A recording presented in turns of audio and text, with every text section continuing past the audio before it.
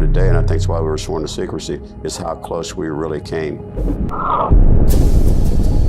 to a potential nuclear holocaust. You know how much press the nuclear warheads got when they landed in Cuba? The step toward world thermonuclear war. Well, this was 1,000 times worse, but nobody knows about it. Another victim was the United States naval vessel Liberty. She was mistaken for an Egyptian vessel, and Israeli ships and planes torpedoed and strafed her. Good afternoon, friends. Stephen Benoon here with Israeli News Live, and we have very honored to have a very special guest. My wife was going to be with me here today. She was unable to make it. Very sad for that because she really wanted to be a part of doing this interview, but I'm sure maybe we'll be doing another one in the near future, and she can be in here with us on that. But we have Phil Tourney. He is the president of the USS Liberty Veterans Association and a survivor of the attack on the USS Liberty in 1967. Phil, it is very much of an honor, and I can't even imagine. I know we're going to talk a lot about this, but I can't even imagine what you guys went through back on that fateful day in June 1967. Yeah, it was very unexpected, and we really didn't know what to think of it at the beginning, but we knew what to think of it by the end. Absolutely. Can you take, we'll get right into this, Phil. There's a lot of different directions I would like to look at this on, and certainly we want to bring out everything we possibly can from your memory of the events that took place that day. Can you just maybe just take us step by step? I know that you guys, if I'm not mistaken, you were down in Africa originally before you got the call to go up to the Mediterranean. If you can just kind of take us by step, give us a little scenario of what the events were leading up before the attack that happened there in 1967. Sure. Stephen, thank you sincerely for giving me and the opportunity to be with you and give you the God's honest truth as I know it. We were in Abidjan, Africa. That was one of our regular ports. What we usually did was steam up and down the west coast of Africa, hitting different ports, Abidjan, Luanda, and many others. And we would, get supplies and stuff like that, and go on the beach, leave for a few hours, and whatever, then come back to ship. But this particular time, we were in Abidjan. We had just arrived. So our first day there, and then going into the night, and we got immediate orders to leave port ASAP and head to the Eastern Mediterranean. We didn't know why.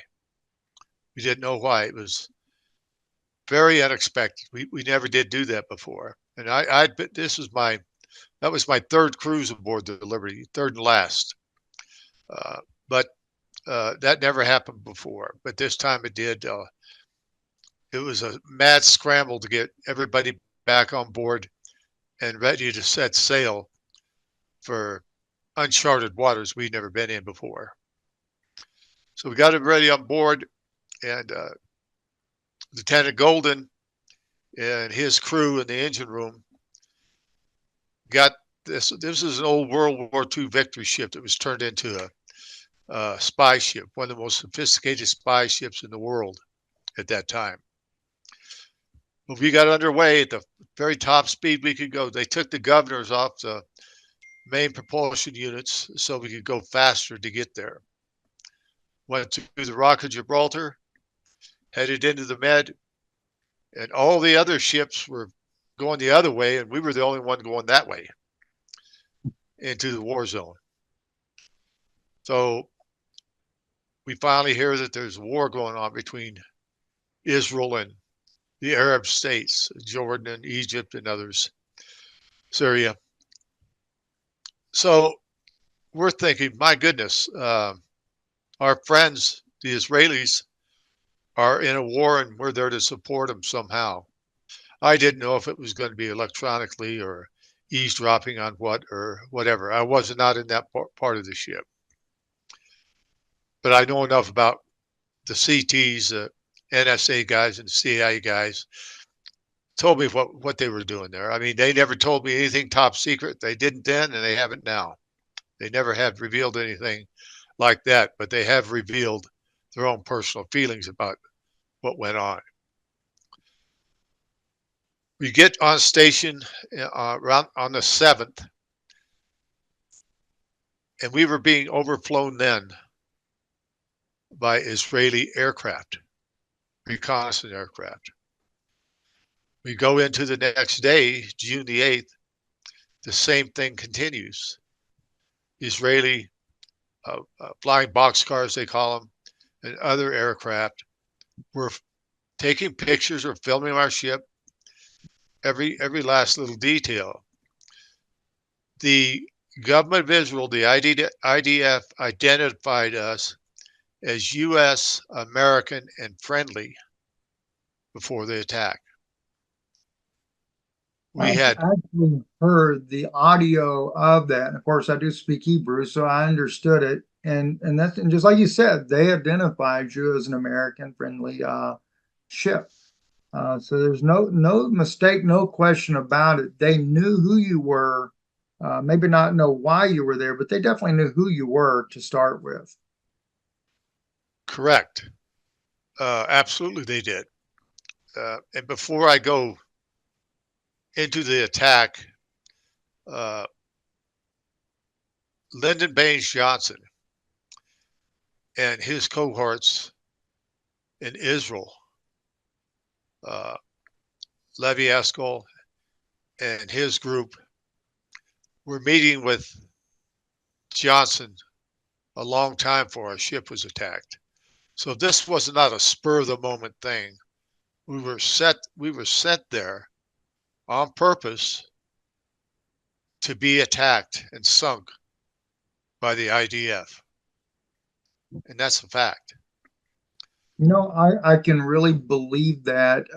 And that was my suspicion from the beginning. And even recently with the issue going on in the Gaza, and I won't get into that, but I just want to just say this much here.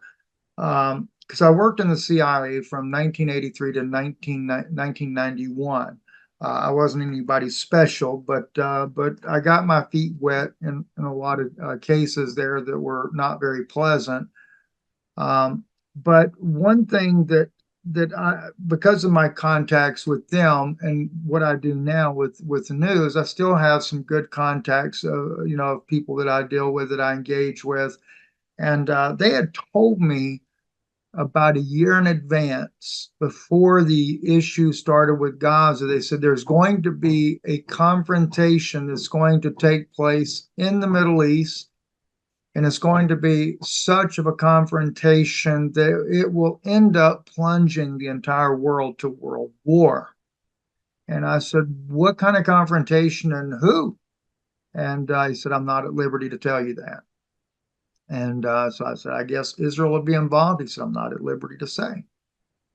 And after this, especially October 7th, I knew that had to be an inside job. I lived in Israel. I've been through a suicide bombing. I know Israel, fastest military on the planet, would not take 8 hours to react. So I knew something was up. I got back with him later and I said, is this the event? He said, you got it.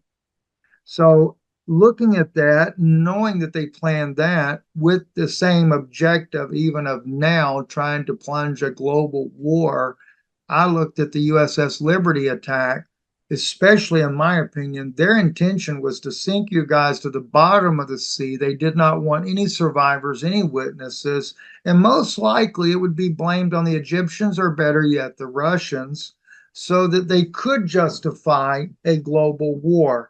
And I have always wanted to know, somebody like yourself, Phil, your opinion about that and what you might know firsthand from that.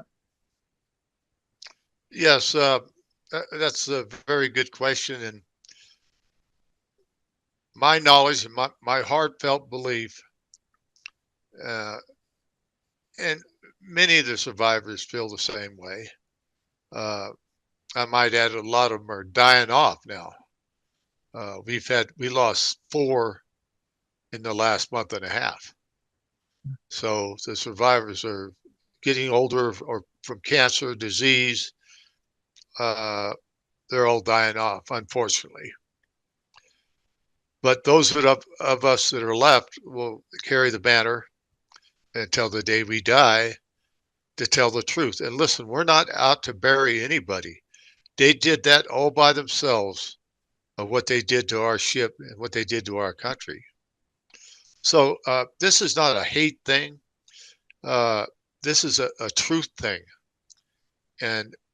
But if you commit the crime willingly, you need to be punished. And there's no statute of limitations on murder. I don't care what country it is. That's exactly right. So to know what we know now or what we knew the next day, that evening, that the Israelis would do this to us, and we couldn't figure out why, but we know exactly why now. We knew a shortly time after that why. We were sent there for one reason, to be sunk, as you said, put us on the bottom, bring us into a confrontation with Nasser. They hated Nasser, so did Johnson. They wanted rid of him. And that's basically what it was all about. Sink us, blame it on Egypt or the Arab states, and the United States was coming in on the side of Israel to defeat them. In fact, there were tactical nukes on the way to bomb Cairo even before our ship got attacked from SAC. They were already in the air, and it's hard to believe, but it's the truth. And they had to be turned. They had to be turned around. And another thing that made it obvious to me, Phil, that you guys were being targeted was because there's several things. One, that Israel already identified what type of ship you were. That's just the first ones that get picked up. Of course, then they send in unmarked aircraft to do the attack on you guys. They take out your flag, they take out your communications antennas, and then they take out the few guns that you have on the ship. All of those were immediately hit, so you had no way to communicate, no way to retaliate, so they wouldn't worry about losing any planes, and then they began the kill, and that's to kill everybody on board. Yes, they did. The attack started around 2 o'clock, 2:05 in that general area in the afternoon.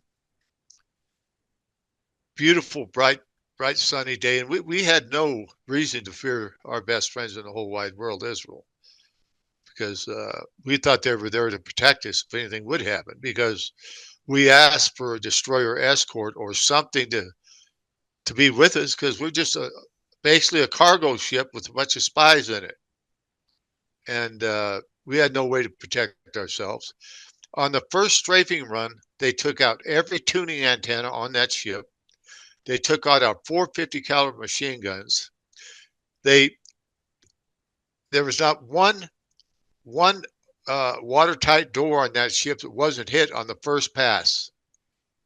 Not one watertight door above the waterline that wasn't hit on the first pass. So it was very well executed. And as again, unmarked planes, they could see the sailors on deck, and they mowed them down. They mowed them down. And we still didn't know who was attacking us, Stephen. But this went on for about 25, 30 minutes in that area. It seemed like it was a lifetime, the initial attack. It really did. It just didn't seem like it was ever going to end. So the airplanes got done with us. Go ahead, please. When you say it seems like a lifetime, I mean, there's so many things that people experience in life that It can last only a few minutes, and they'll talk about that. It seems like a lifetime. But when you guys, I mean, y'all were under an attack for two different times, but at one point, 80 minutes, that's well over almost an hour and a half, especially when you're under such ferocity of these cannons on these warplanes, and then you get attacked by torpedoes from submarines. That would seem like an eternity. And then on top of it, your friends and stuff, whether they just were killed in front of you or wounded, I can't even imagine what that would be like. And you mentioned, Phil, about you guys, when you went in there, you felt like you would be safe as far as Israel would be concerned, because Israel should be an ally. And if it was maybe under President Kennedy, then I could see why there would be a mistrust, because we know that Kennedy was not very fond of Israel at the time. And we'll go into that in just a little bit. But Johnson, he had a very close relationship with Levi Eshkol. Very, very close. In fact, he was not known to carry on or want to carry on much dignitary conversations with other people in the world. But when it comes to Levi Eshkol, he was always very glad to make time for him, to speak with him, to take that time, liberty of time with him, long dialogues, etc., and would do anything in the world for him. In fact, he was one that pressed the German chancellor of West Germany at the time to sell Eshkol tanks that they were much needing, because of knowing that their compromised situation with Jordan and with Syria and of course Egypt, and they agreed to do so. Of course, it only angered Jordan, because Jordan was looking at doing buying the tanks from Germany, and now they were not happy that Israel was getting tanks. And that was supposed to be a secret deal, but that kind of leaked out of the bag. But continue on, Phil, please. Yes. After the aircraft got through with us, now I forgot to mention that the jets dropped napalm on us as well. So our ship was on fire, and I was in damage control. We couldn't put out the napalm fires. In fact, all of our firefighting hoses were shot up. They were worthless. The only thing we had to fight fires with were CO2 canisters, and that didn't last long. It wouldn't put out napalm. It just had to finally burn out. But it was tried. We tried. I was on the bridge several times, but it just didn't work. And the torpedo boats, there were surface craft, not submarines. There were 3 mortar torpedo boats on our starboard quarter, about 1,000 yards out or so.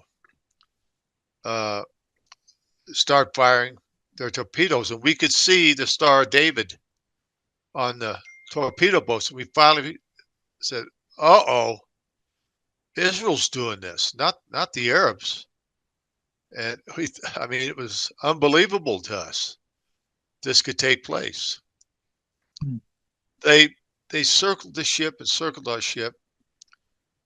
Of course, they fired 5 torpedoes at us. One of them hit the starboard side, instantly blowing to bits 25 of America's finest CIA and NSA personnel. The very finest spies this country had to offer, in a blink of an eye, were gone. It was sad to know that your shipmates were gone, and there were so many wounded. But the torpedo boats circled the ship, shooting at our firefighters, stretcher bearers with 50 caliber machine guns and cannons. This went on for, well, the entire attack lasted about 2 hours. When the torpedo hit us, it picked the ship completely up out of the water and slammed it right back down. Boom, boom, boom. And it started listing to the starboard side, I don't know, 8, 10, 12 degrees. And I thought it was going to roll over. And it just stopped. It just stopped by the grace of God. It just stopped. And we still thought we were sinking. The old man said, "Prepare to abandon ship." There were only 3 life rafts left. They had shot all the rest of them up. We had enough life rafts on that ship for 294 souls, and we only had 3 left. We put 3 life rafts over the side. They shot 2 of them out of the water. We were going to put our most seriously wounded in them, so at least they'd have a chance. They shot them out. They shot 2 out of the water and took 1 aboard their boat as a trophy of their kill. I believe it's in Haifa now. And this continued on, and then they sent troop-carrying helicopters over to board our ship and finish us off. There were Israeli machine gunmen out the turret, sliding on with the skid. They had their feet on the skid, ready to come in. I guess they were going to ladder down a rope in. But I'll be darned, they just took off. What happened was they fessed up that it was a mistaken identity. Sorry we did it, because Terry Haldebardier got a long wire hooked up to a tuning antenna. He took offline because the tuner wasn't working. He got it jerry-rigged back up. That's when we got an SOS out. Rockstar, under attack by unknown aircraft, Rockstar. It was picked up as far away as Vietnam. Wow. It was picked up by the 6th Fleet, the America and the Saratoga and their sister ships, their Armada. Captain Tully immediately launched jet aircraft to come to our aid. Within seconds, those jet aircraft, but even before they hit the horizon, were recalled by McNamara. Return to ship, return to base. Do not go to help the Liberty. Then the America launched. Then Johnson got on the line. He says, "You get those GD planes back here. I don't care if every sailor aboard that ship dies. I'm not going to embarrass my ally Israel." Help never did come to us. The question is, he's obligated to the American people first as the president of the United States, and especially to his military that he has been elected as the chief in command, and now he's abandoning his own soldiers because of his ally Israel. I mean, I thought American soldiers take preeminence over any ally. Well, that would be the norm. This has never happened before to this degree. Captain Bucher of the USS Pueblo, he said, if I'd have really known about the USS Liberty, my ship would have never been captured by the North Koreans. And, you know, they fried him. They raked him over the coals because I don't think any of it was really his fault. I really don't. But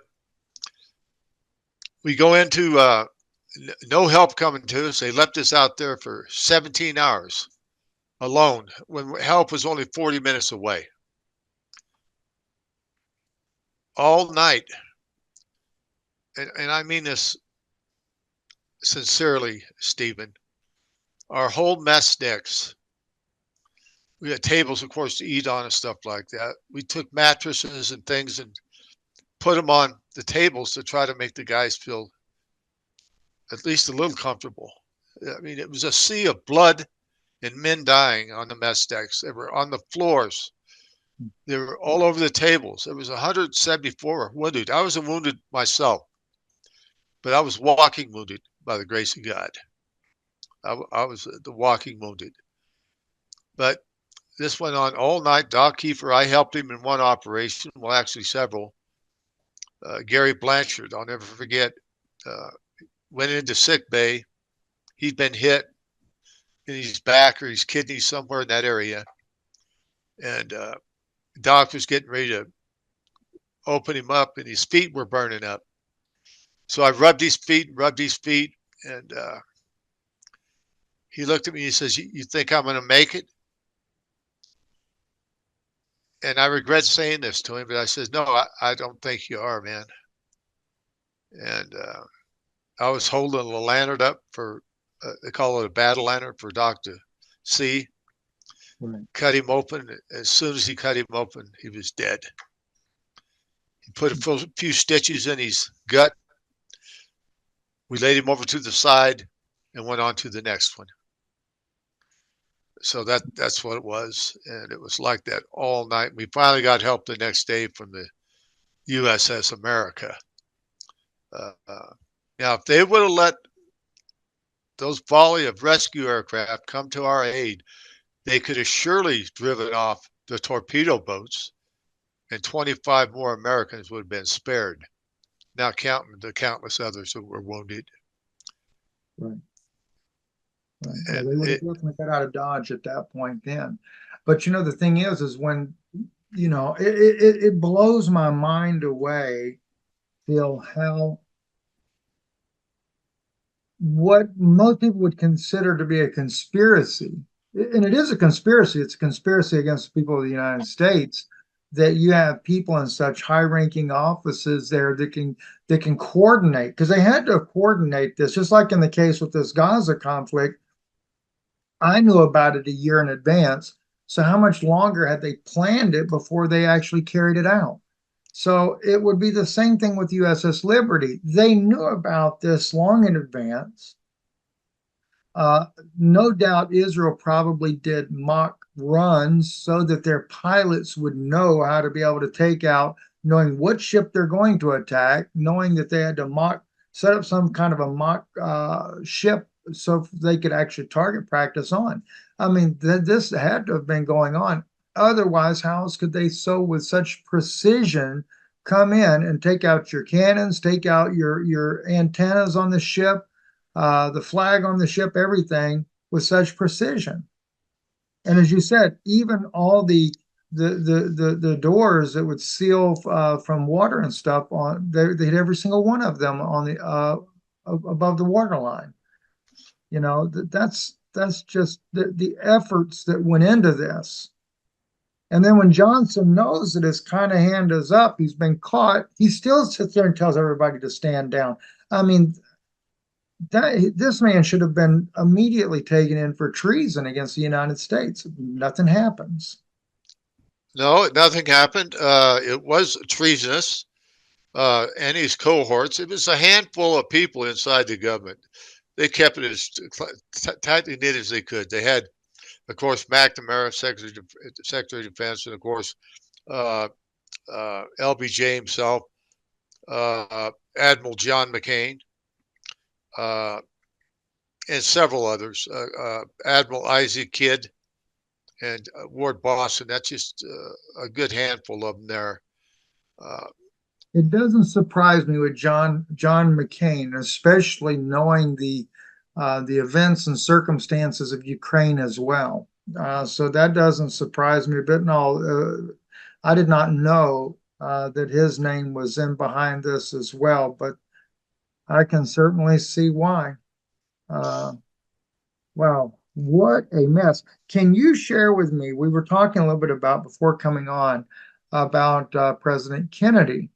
And I know that President Kennedy, he was having a very, very contentious relationship with Ben Gurion at the time, in so much that there has been some commentators that wrote that possibly that relationship caused Ben Gurion to resign. Now, whether or not it did or did not, I don't know the answer to that for sure. But then Levi Eshkol comes in, takes his place, and of course the contentious relationship continues, and Kennedy just flat out isn't planning on doling out all this support to Israel any longer. And you made a very interesting statement to me about Kennedy that I was totally not aware of. If you could share that, because to me that kind of plays in to possibly even the events of the USS Liberty, because that was just just a few years before the attack. Yes, in I believe it was 1939 or 1940. He was writing letters to his father, and he was mentioning that the Palestinians, that's been their land for so long, and he didn't want to see them basically wiped out or moved. And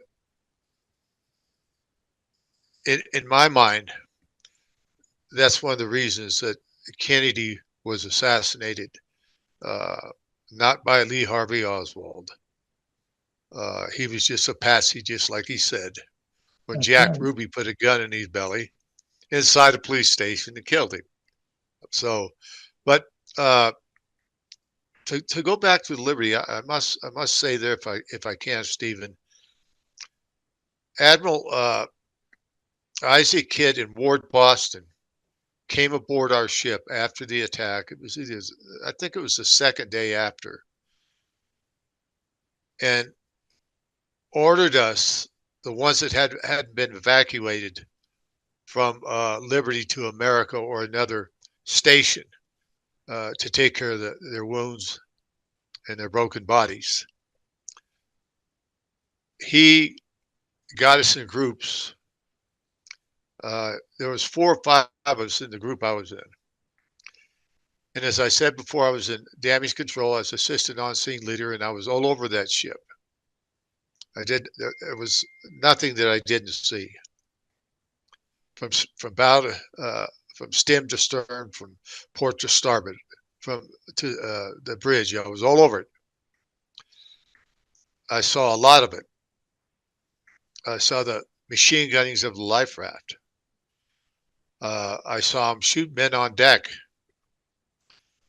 They knew were American people, American sailors. And I queried him about it. I mean, he took his stars off, Stephen, and threw them on a table. It was a stainless steel table. It rang like a bell. And he says, talk to me like I'm your dad. I want to know everything about it because I want to get this cleared up. Hey, I thought, well, great. We want to get it cleared up too. I'm glad you're listening to us. I told him everything I saw, what I thought. He put his stars back on. He says, now I'm an admiral again.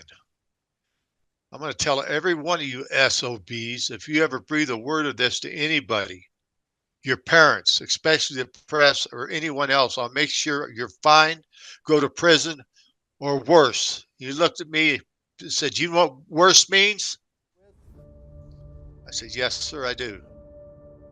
So Well, he put the there's fear no question. It was a big cover-up from the top on down. What did we do wrong? Why are we being labeled the bad guys and we can't talk about it? For the next 40 plus years, I never said anything to anyone. No. Never. I knew it would be the end of my career if I said anything. In the Naval Security Group, everything was secret. So just one additional secret you had to keep. You just couldn't talk about it. It was such a secret, and with our lives threatened, and who knows if they were monitoring us or doing whatever. You ever repeat one word about the USS Liberty and who did it to you, I'll guarantee I'll see you in Leavenworth or worse. You know what worse means? When you're told by the President of the United States, Secretary of Defense, to keep your mouth shut, don't say anything. Yes, sir, That's a direct order. So he put the fear of God in. Hey, listen, I was an E4 petty officer.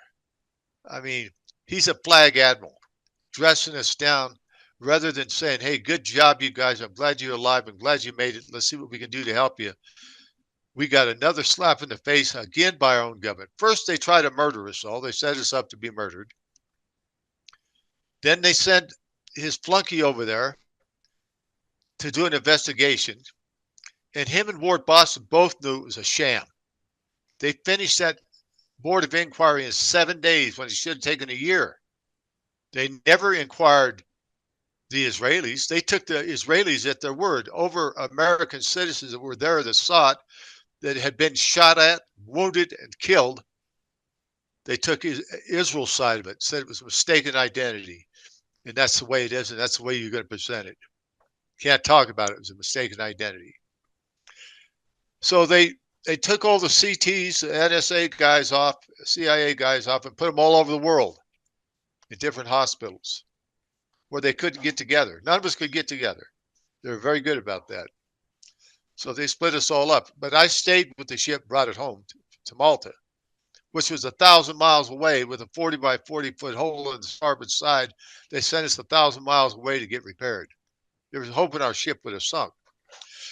But this is a fact, Stephen. Our ship, if we go down, SAC airplanes were already in the air even before we got attacked to attack Cairo. Now, how did they know that? How did they know to go attack Cairo? Our ship didn't sink, and they turned those planes around just in time. Now, if our ship sinks, who knows what the world would have turned like? Exactly. Exactly. It would have been World War III, just as you have brought out already. And you guys were the sacrificial lambs for this very war there. Bill, how long did it take with this admiral putting those types of threats and pressures on you guys? How long did it take before you finally began to speak out about this? For me, it's been about 42 and a half years ago. I found out there was an organization, the USS Liberty Veterans Organization, from a fellow Master Chief Stan White, who's a good friend of mine. He's passed on now, but he put there was an article in the Rocky Mountain News, and it wasn't a long article, but I read it and I thought, wow, the whole world just came off my shoulders. If they're talking about it, I sure can. And I just remarried my second wife, Lisa, where I'm still married to her. But when we got married, I never told her I was in the military. Never. I blocked it out of my mind. I didn't even want to think about it. But once I got started, I haven't quit since then, trying to get the word out. Because this was not just an attack on our ship, it was an attack on all of us, all Americans. And, that galls me that you can kill Americans doing what their government told them to do, even though we were set up to be sink. Look what they would have done to the American population. They'd have probably had more military men from America killed in some form or fashion. So our story is a springboard for the truth, and we could prove it. We're not out here 57 years later, come June the 8th, next week, telling lies. We're not that type of people. So, Phil, the thing is, if the world could take, or Americans, I should say, if the American people would wake up and realize, and granted, I understand it's an elite group in the Israeli government or whatever circles of that is, same with our government, this elite group of politicians, and then they've got so many people in the military that in order to carry out these types of events there. But if they would ever wake up and recognize that there is a very sinister plot that continues. It never stopped. They started back in 1967 by trying to take out the USS Liberty and all of its crew to justify World War II and get that started, or even if it wasn't World War III, but for the sake of being able to take out all the Arabic nations, because that's been their goal all along, they wanted to take over Syria, they want to take Lebanon, Jordan, and Egypt because they want to control the Sinai, etc. It's no different than what we see happening today. It's no different. Then if people could see what happened to you guys with the USS Liberty, maybe then they might rethink about And I know this is very controversial to say it, but there's been so much evidence uncovered even for 9/11. What brought us into Iraq? What brought us into this war there? There could be all kinds of things that maybe people might start taking more seriously, and who's really behind these attacks that are willing to take out American lives. But what's sad are those leaders in our nation that are willing to cover it up. I mean, this was a foreign entity, and this was an attack on the American nation. When they attacked USS Liberty, that's an attack on the entire country. This was an act of war. This should have been not the President Johnson saying, don't go to their aid. He should have sent all the warplanes necessary and drove them back and not to say you have to go in there and obliterate Israel at that point, but at least drive them back from attacking you any further and then making serious demands of changes. But no, what do? They help them to even under Johnson, they help with the Dimona, get the nuclear program growing, and they say the real first nuclear test for Israel was not 1979, but 1964 with the Chinese. So the thing is this, ever since the creation of this state of Israel has taken place, it's just been an attack on, to me, in my opinion, an attack on the American people ever since. And the greatest attack of all has been the USS Liberty. I agree with everything you said, especially about our spineless government, from LBJ to Biden. Not one of them will touch us.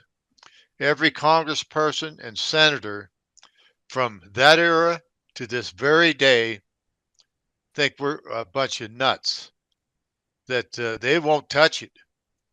They said, well, there's been congressional investigation. There's not been a single congressman or senator that has been willing to step up to the plate and acknowledge. Well, we have in the past. Jim Trafficant, he wanted to help us. Paul Finley, I'm sure you heard of him. He's a congressman from Illinois. And Pete McCluskey, he just passed on a few weeks ago. He was a congressman from California. Peter Hostetler. Let's see. Trafficant, I can certainly believe would have done it for sure. He was not afraid to take on Israel at all. No, but all of them got shot down in Congress. They said, listen, there's already been investigation after investigation of the USS Liberty by Congress. There's never been one. They're liars. They lie. They lie to us, not to believe our own eyes, our own hearts, our own minds. And they said, well, it's already been investigated. No, the only investigation they've ever had is a 7-day sham trial of mistaken identity. Admiral Starring, he became the Judge Advocate General of the United States Navy. They sent that inquiry to him when he was a congressman, a captain. And he says, I can't approve this. This isn't right. There's too many statements of fact that don't match up with the mistaken identity attitude they're going to take. So they withdrew it from him. McCain said, have this wrapped up in 7 days. In 7 days, it was signed off by Isaac Kidd and Admiral McCain.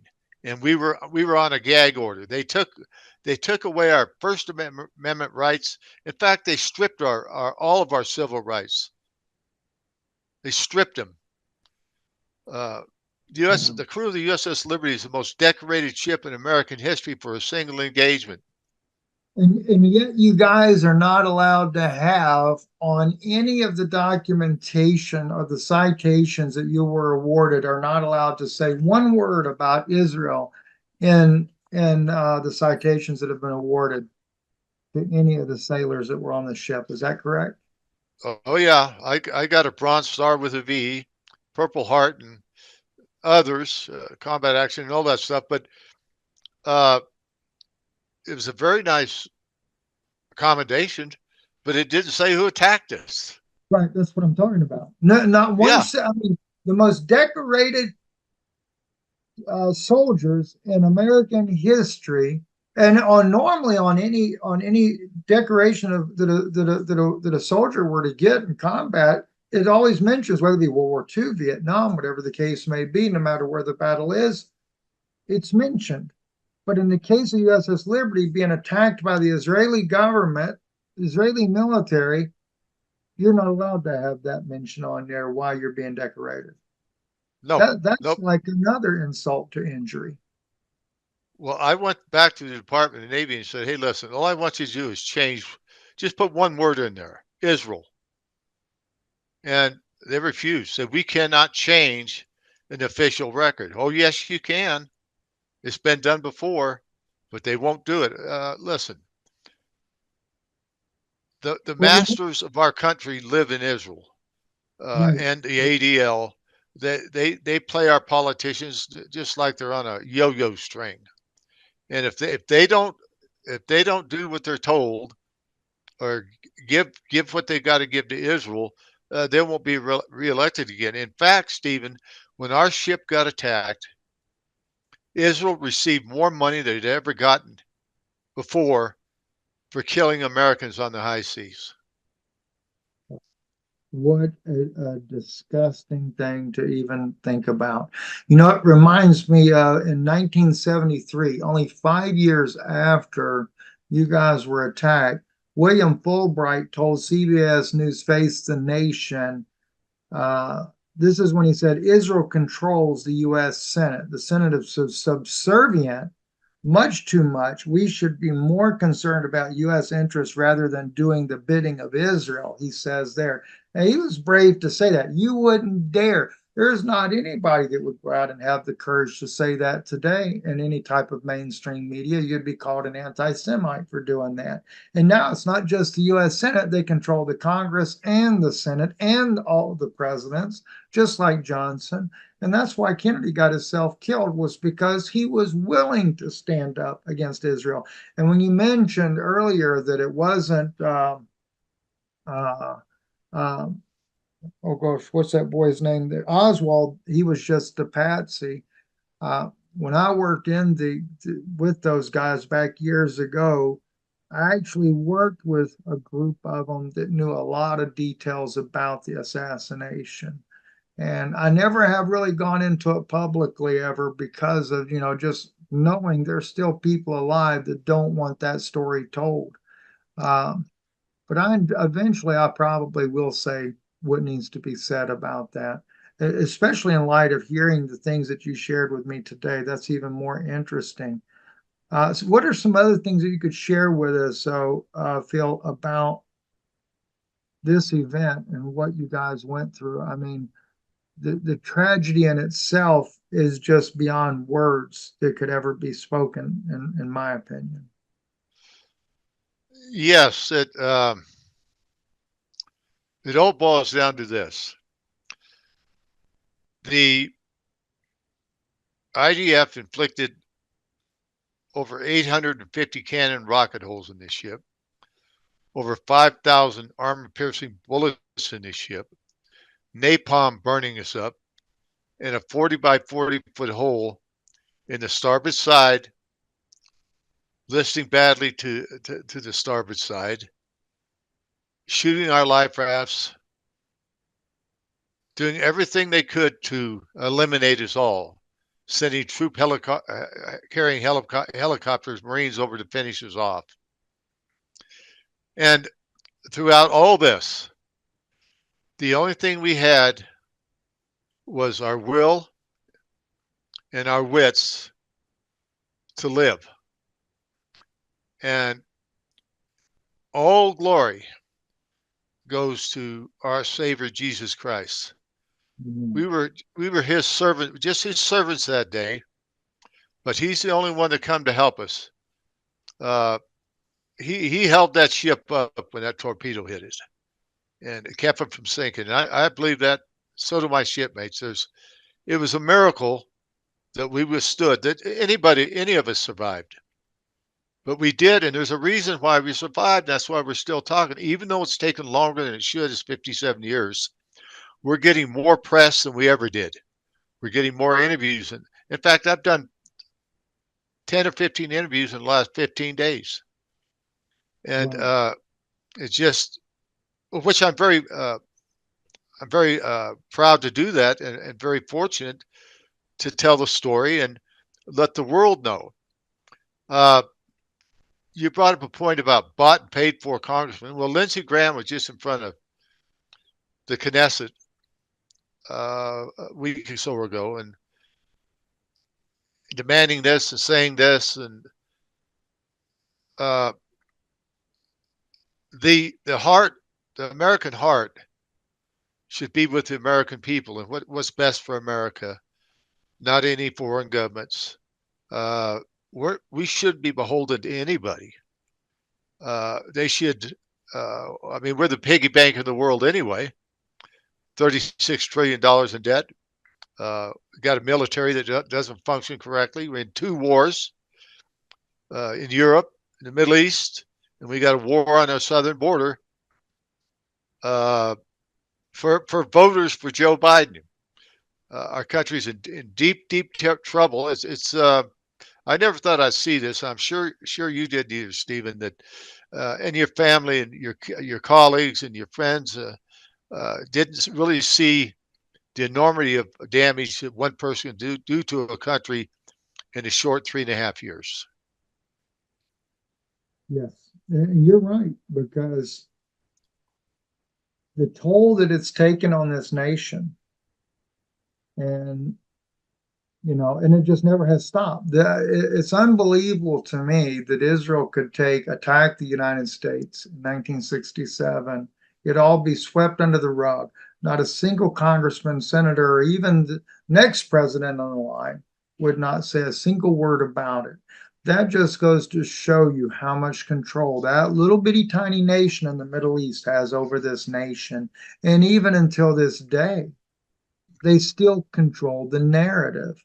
And, my prayer is that somehow there will be a true justice brought, that Israel will be held to the accountability to what was done to every sailor aboard the USS Liberty in 1967, that there will be an accountability, and it'll happen while you guys are still here.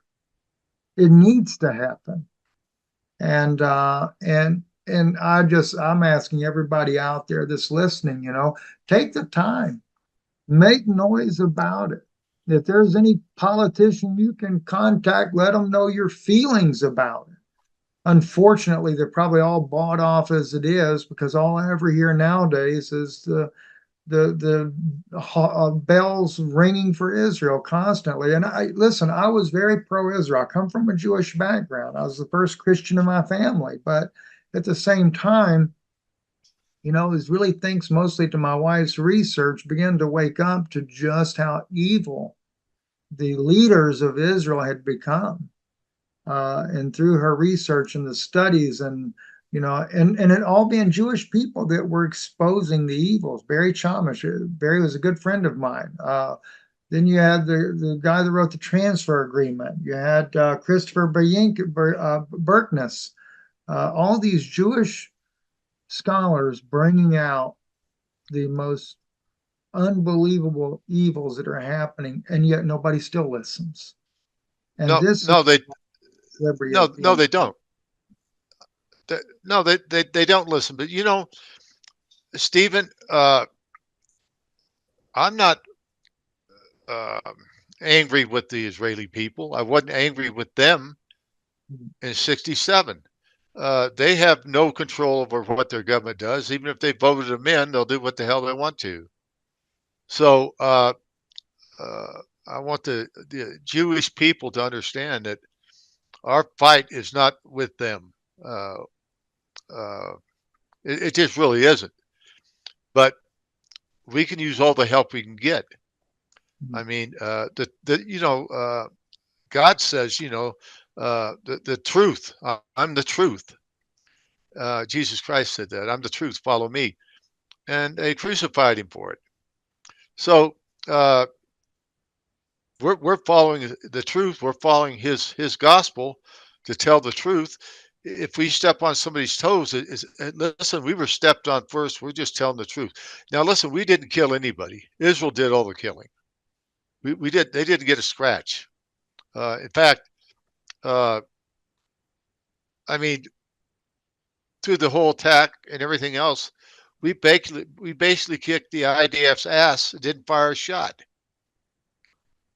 I mean, that's just the truth. And they're supposed to be the best in the world, and they made one mistake. They fessed up that it was them. If they just waited another half hour, so they could have scuttled our ship, and that'd have been it. But they fessed up too soon. And still, though, and they did it knowing nothing's going to happen to them. Oh yeah, we got off scot-free, and they got more money than they ever did by killing Americans on the high seas. And they're still getting it. Well, there are Israeli people that watch this broadcast as well, and I just encourage you, put the pressure on your own government. Maybe somewhere along the line, somebody will have the courage to stand up and tell the truth and to bring this story out the way it should be brought out. Phil, listen, how can people support the work that you guys are doing? Is there a way they could do that? Yeah, thanks for asking, Stephen. They can go to ussliberty.org, ussliberty.org. You can donate there. You can read so many different articles and facts. We research everything. We're not here to have research be inaccurate. Everything is verified. So it's a very, very good site to go to. In fact, we're upgrading it now to even make it more spectacular. That would be done in the next probably 30 days. But there's so much to learn there, and if you'd like to donate, we'd already appreciate it. But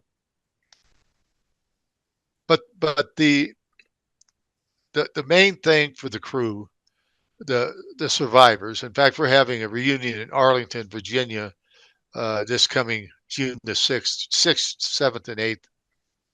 We're going to the mass grave where there's 5 crew members there that are entombed together because they couldn't identify them. I mean, it was a hand or a foot, who knows? I don't know. But they couldn't even send the remains home. That torpedo just blew them everywhere. But that's another interesting thing. On that mass gravestone, it had died in the Eastern Mediterranean. And Admiral Thomas Moore, he was one of our biggest supporters. He would have none of that. He made him change it to killed in the Eastern Mediterranean, but it still doesn't say anything about Israel. What do you mean? Unbelievable. Phil, thank you for joining me here today. We really greatly appreciate it. And I've told my wife about the meeting in Arlington, so maybe we'll get to see you there. So, well, that would be fantastic. That would be great. It would be. That is going to be, I believe, at noon on the 8th. Okay. And right. if I find out anything different, Stephen, I'll let you know if I find out anything different. Okay. And is Rick Wiles going to be there as well? Yeah, he is. Rick Wiles. That'd be great. I haven't seen Rick in a long time, so it'd be good to see him again if we're able to meet there at the same time. He's a good guy. You know Pastor Chuck Baldwin? Yeah, I know Chuck really well, too. I know Chuck from back in his days when he was on the radio in Northwest Florida. So, yes, yeah. We've had Chuck on here several times before, too.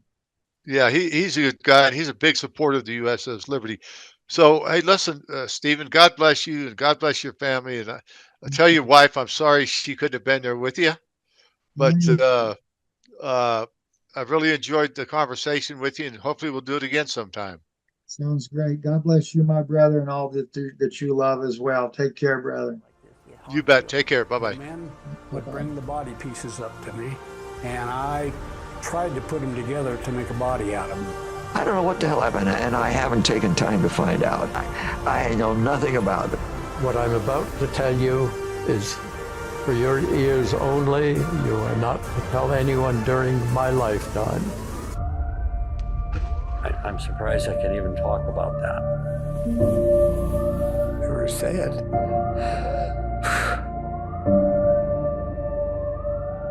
That type of horror, your body is not going to remember. Your brain's not going to record it.